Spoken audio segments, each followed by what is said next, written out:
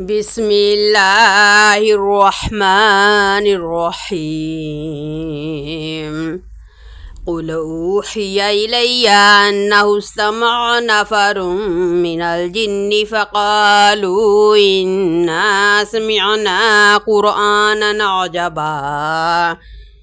يهدي إلى الرشد فآمنا به ولن نشرك بربنا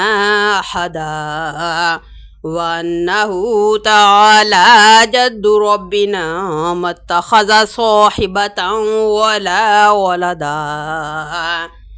وأنه كان يقول سفيهنا على الله شططا وأنا ظننا أن لن تقول الإنس والجن على الله كذبا وأنه كان رجال من الإنس يعوذون برجال من الجن فزادوهم رهقا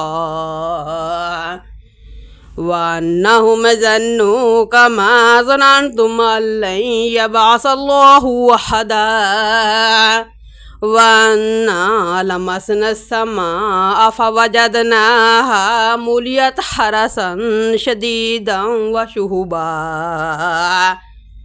وأنا كنا نقعد منها مقاعد للسمع فمن يستمع الآن يجد له شهابا رصدا وأنا لا ندري أشر أريد بمن في الأرض أم أراد بهم ربهم رشدا وأنا منا الصالحون ومنا دون ذلك كنا طرائق قددا وأنا ظننا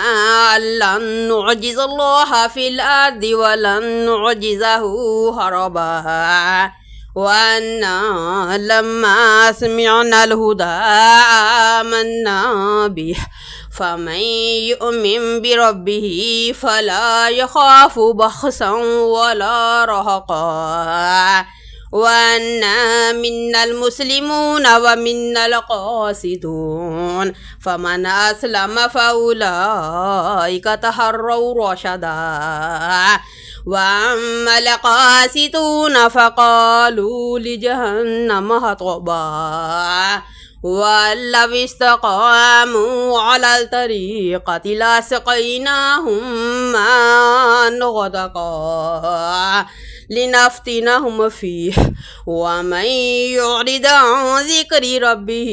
يسلكه عذابا صعدا وأن المساجد لله فلا تدعوا مع الله أحدا وأنه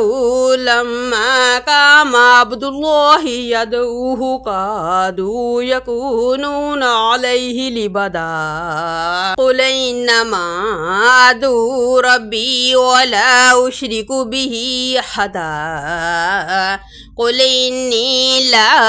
أملك لكم ضرا ولا رشدا قل إني لن يجيرني من الله أحد ولن أجد من دونه ملتحدا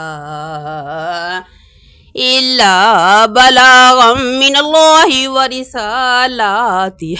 ومن يعص الله ورسوله فإن له نار جهنم خالدين فيها أبدا